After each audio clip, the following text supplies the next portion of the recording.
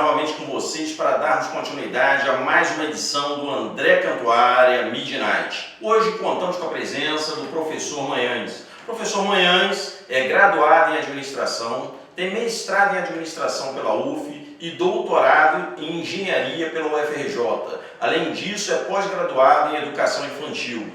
Ele fez várias palestras sobre a questão antidrogas dentro de escolas públicas e privadas e tem um método de alfabetização que nós vamos falar posteriormente.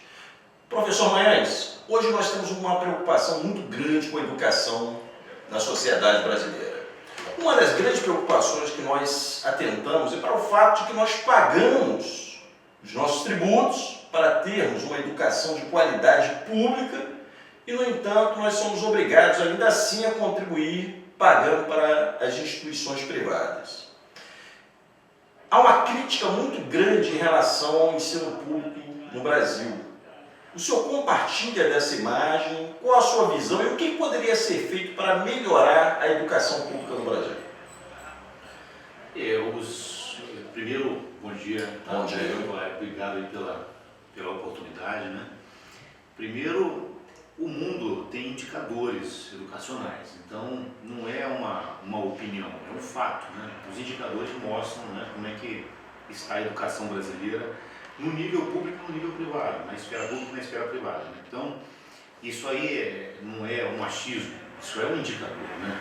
Nós temos os principais indicadores brasileiros, né, são o IDEB, né, o Índice de Desenvolvimento da Educação Básica. Nós temos o PISA também, que é um indicador internacional, que é da OCDE. Né? Então, por esses indicadores todos, né, lembrando que o IDEB ele avalia em 3 fases, né, ele avalia o primeiro ciclo, que vai até o 5º ano, do primeiro ao 5º ano fundamental, depois o segundo ciclo, que é feito lá no 9º ano, e finalmente é avaliado o ensino médio. Então são 3 avaliações. É claro, né, percebe-se nitidamente, né, André, que se você tem um ensino fundamental falho, isso vai reverberando para as próximas fases, né, porque não tem como, na segunda avaliação, você ser bem avaliado se você não desenvolveu as habilidades matemáticas e de leitura, que você tem que assimilar na primeira fase, né? Então, corroboro dessa opinião dos indicadores nacionais e internacionais, né? E vejamos as escolas. A escola é uma organização. Então vejamos a escola como uma organização, como qualquer indústria. Numa indústria, por exemplo, um fabricante de aparelho de tomografia, vou pegar lá, né, de grandes empresas, né, Siemens, Philips, General Electric, né? Então vamos imaginar um aparelho de tomografia. Um aluno, né, é algo muito superior em complexidade como produto final. Quer dizer, o produto final de uma escola o que é? É o aluno bem preparado. O produto final de uma empresa que fabrica, né, esse tipo de equipamento é o quê? É um aparelho de tomografia de alto nível, que não falhe. Então, são organizações. Você recebe, vamos ter uma visão de produção, né? Você recebe insumos, matérias-primas, né? E aí aquilo é transformado num ambiente de forma dinâmica e sai, né, com o aparelho de tomografia. Da mesma maneira, as escolas, elas recebem insumos, que são insumos financeiros, são pessoas, que são professores preparados ou não. Isso se mistura dinamicamente e sai da escola, ou deveria sair, né, da maior parte das escolas, um aluno preparado. Aluno preparado é o produto final de uma escola. Então, quando a gente pega essa visão, né, André, a gente percebe que, na realidade, o problema da educação não é um problema da educação, é um problema de administração. Porque a escola é uma organização como qualquer outra. Se ela for bem administrada, por seu administrador, e na área pública nós temos vários administradores, em vários níveis, né? Então, se ela for bem administrada, o produto final será ótimo, que será um aluno bem preparado, né? Então, eu ouso dizer que o nosso problema educacional não é um problema da educação. No meu ponto de vista, o nosso problema, não só nas escolas públicas, mas também nas privadas, porque nós temos níveis relativamente próximos, né? Inclusive, então voltando, perdão, é um problema de administração. O problema da educação não é da educação. O problema da educação é um problema de administração. Das várias esferas, no caso da pública, né? das várias esferas de governo, né? Municipais, estaduais e a nacional. Esse é o meu ver. Então, de onde a melhor maneira de nós corrigirmos o problema é nós aplicarmos bons princípios de administração, nós administrarmos bem as nossas organizações mais importantes, que são as escolas, em todos os níveis, públicas e privadas. Voltando àquela relação que eu estava iniciando da questão de escola pública e escola privada, as escolas públicas, elas ditam o ritmo. Então, se as escolas públicas elas subirem de nível, as privadas também subirão. Por quê? Porque existe aí uma competição natural, que existe em todos os países, né? Se você oferece um ensino um pouco melhor, né, para aqueles pais que podem pagar, eles tentam dar aos seus filhos aquilo de melhor. Então, se a escola pública sobe de nível, naturalmente as privadas terão de subir. Então, o ambiente público, o ambiente escolar público, ele que comanda a coisa, né, no nosso estado atual de desenvolvimento das nossas crianças. Perfeito. De acordo com o que podemos perceber hoje na sociedade, nós verificamos que houveram algumas tentativas de reformulação, de melhoria da educação. Podemos citar o exemplo do professor Darcy Ribeiro, que tentou criar o CIEPS no Rio de Janeiro. Só que, no entanto, os projetos eles acabam não dando continuidade. O senhor criou um método de alfabetização, o que é uma coisa muito importante, para os jovens como um todo. E aí eu pergunto, onde se inseriria aí esse seu método de educação como uma forma de reformulação e de melhoria dentro desse contexto da educação pública para o Rio de Janeiro especificamente? André, se você me permite... Ou para o Brasil, desculpe. Claro. Se você me permite, lembrar o nome, porque Darcy Ribeiro foi importantíssimo para nós, o Paulo Freire também. Agora, fala-se pouco no Anísio Teixeira. O Anísio Teixeira, ele foi o pioneiro nessa questão de você, principalmente, trazer o ensino técnico. Ele aprendeu muito sobre isso lá nos Estados Unidos. Viajou para lá, aprendeu muito, observou, percebeu que era um ponto de alavancagem, e implementou lá na Bahia. Então, Anísio Teixeira, vale aqui a gente lembrar esse nome. Mas, em relação ao método, o que acontece? Eu comecei a alfabetizar povo de rua no ano 2000. São coisas da vida, André? Você vai se envolvendo com algumas coisas vão te incomodando, você tenta, é natural, a coisa vem naturalmente, E aí comecei a alfabetizar. Eu sou administrador, e sou professor de administração. Minhas áreas principais são estratégia, planejamento, gestão pública e educação, que sou educador. E aí essa veia de educador, somada a uma outra experiência muito rica que eu tive na minha vida, graças a Deus, que foi o fato de eu ter sido gerente do treinamento de tripulantes da Vale, gerente de pilotos. E a nossa antiga Vale, a área da aviação, é uma área onde o treinamento, quando você falha na educação, você mata 400 pessoas, porque cai no jumbo 7400. Então, um piloto mal treinado, um tripulante mal treinado, são 400 vidas numa aeronave. Então, isso nos leva, isso me levou na época a uma perseguição à perfeição na educação. Por quê? Você não pode errar. O educador na aviação, que é o o instrutor, ele não pode errar. Então a instrução tem que ser perfeita. Perfeita em que sentido? O aluno tem que aprender. Se ele não aprender, morre gente. Então essa experiência que eu tive foi maravilhosa porque ela me tornou uma pessoa doentia pelo resultado final. Porque você tem que aprender, senão morre gente.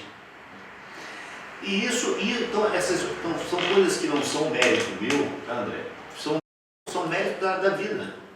A vida pegou e me colocou essa parcela da importância do treinamento perfeito.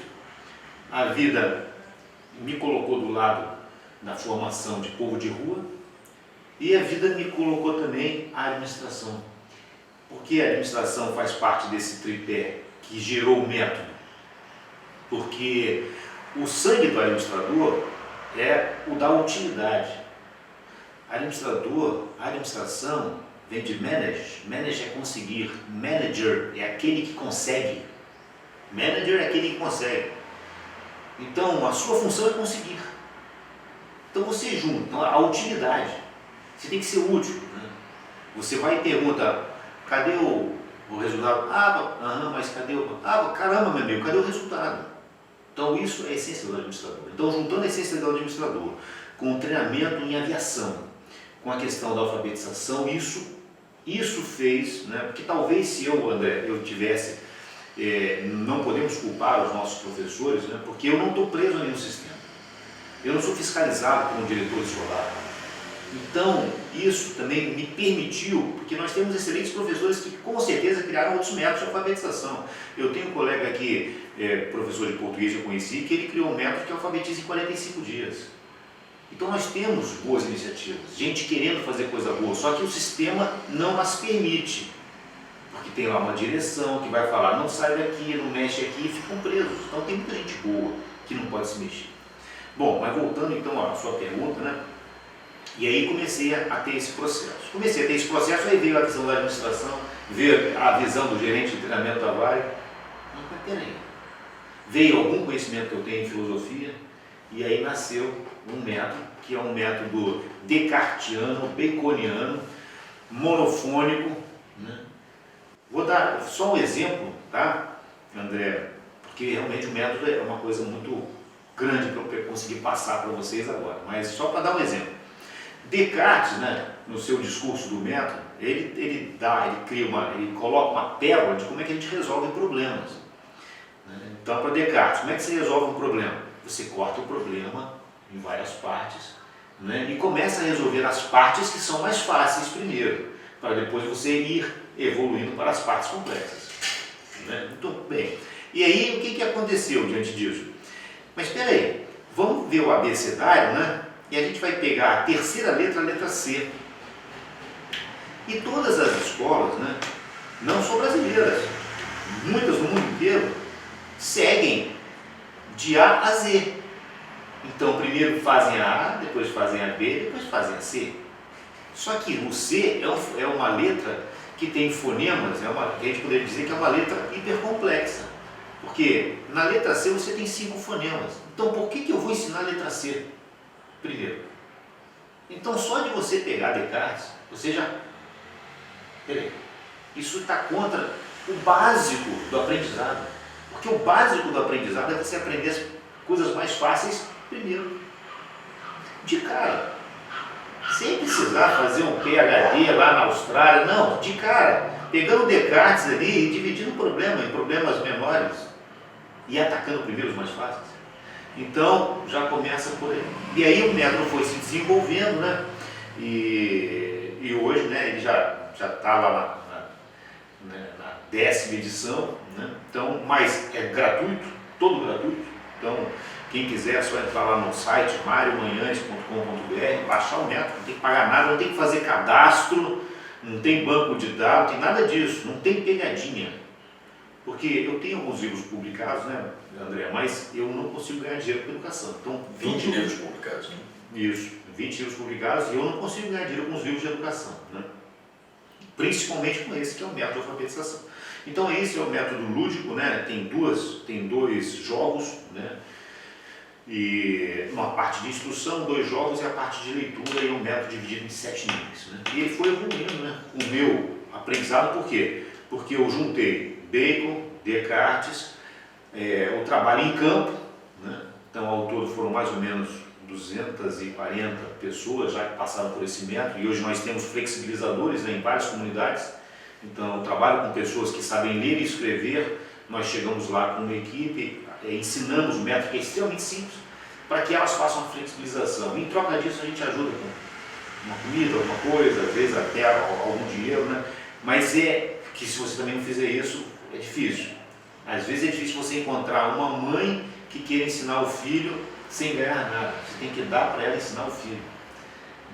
Estou em comunidades muito carentes, mas a gente tem que entender, né? Eles são muito pobres, passam fome, então a gente tenta juntar as coisas, né, para a coisa crescer. Né? E é uma coisa maravilhosa, né? Eu não consigo, eu hoje em dia tenho dificuldade, André, em escrever mais, eu adoro administração, né?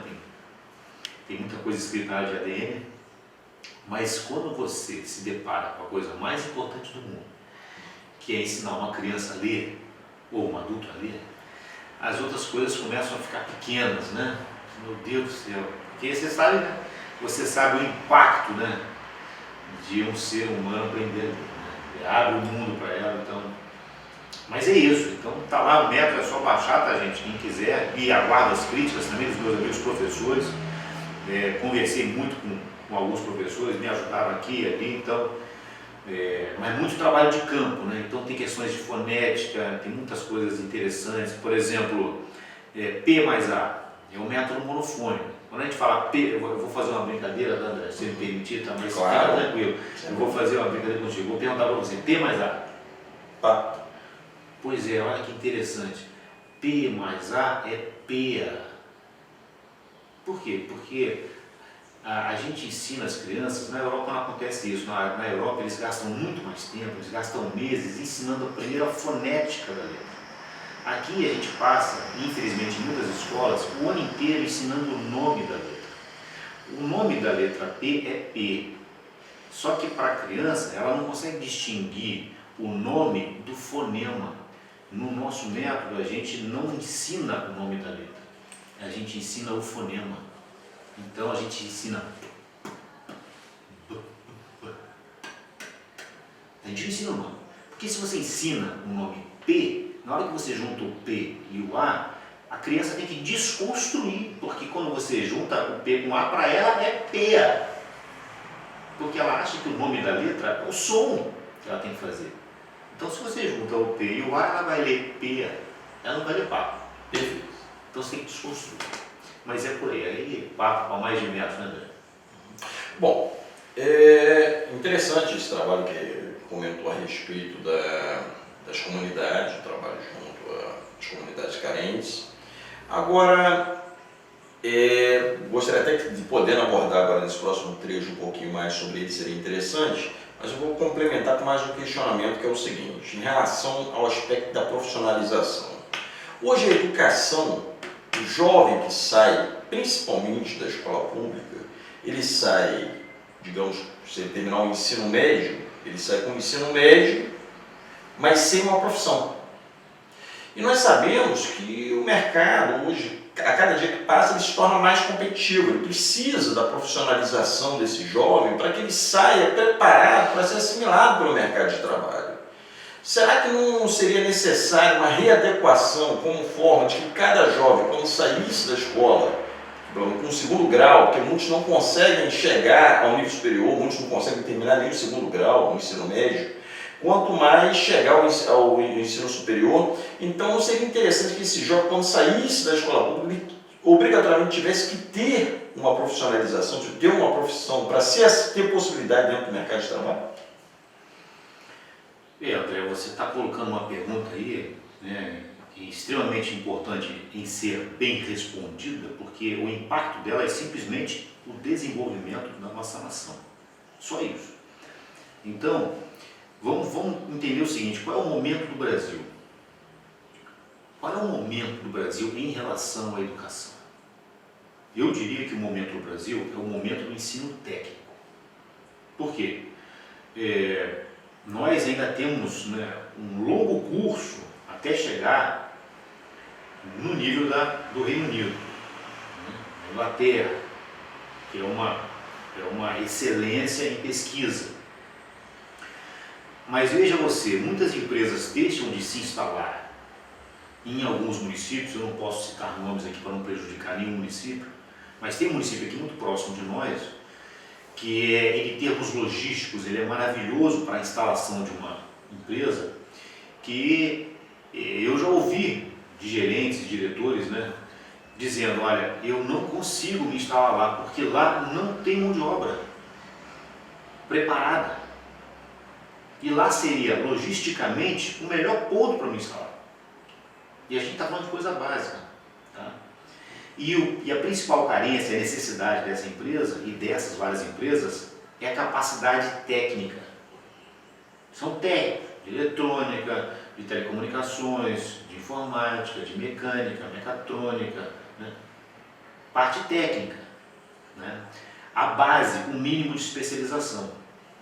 Então hoje, né, eu ouso dizer que a coisa mais importante para o Brasil hoje é o ensino técnico-tecnológico. Entretanto,